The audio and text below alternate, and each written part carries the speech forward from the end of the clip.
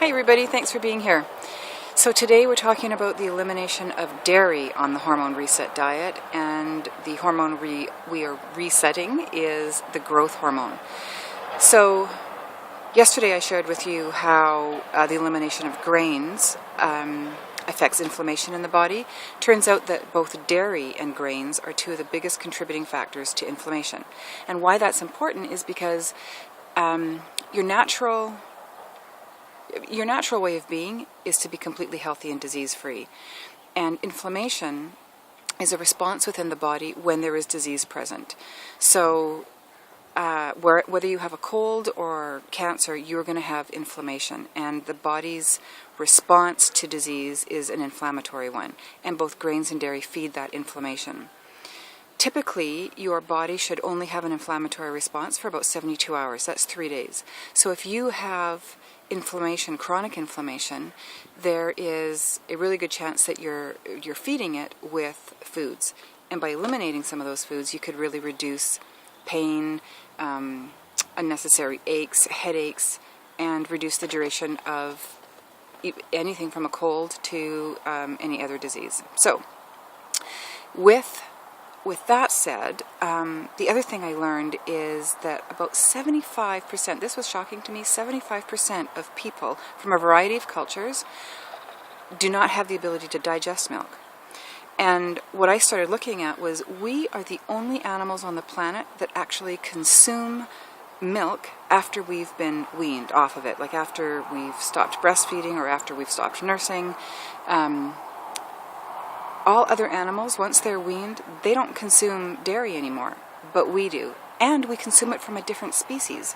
So perhaps, just perhaps, we're not actually intended to digest it, which is why so many people actually don't have the ability to digest it. Anyway, something to think about.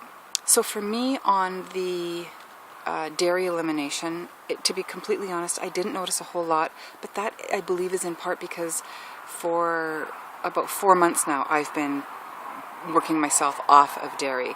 I think I mentioned I'm a huge tea drinker, and I lived in England for a number of years, and I learned to take really strong tea, black tea with milk in it, and that has been my biggest issue in trying to give that up. I've actually switched a few months ago to cashew milk.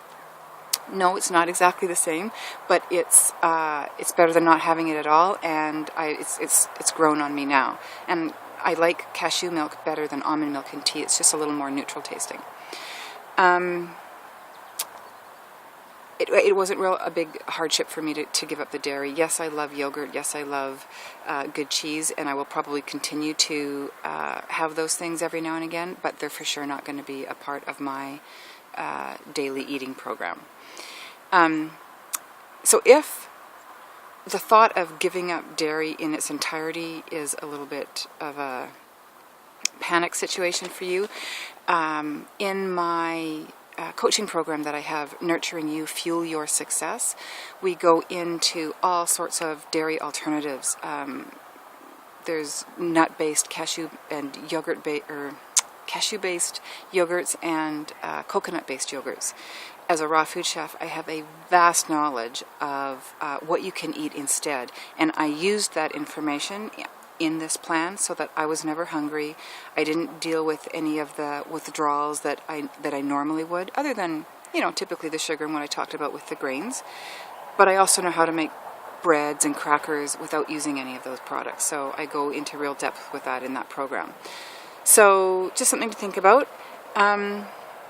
And tomorrow, I think this is the last day of an actual food elimination, and then what we're going to talk about tomorrow is how to eliminate toxic products from your environment and from your life. So stay tuned, we're just about done. Talk to you later, bye.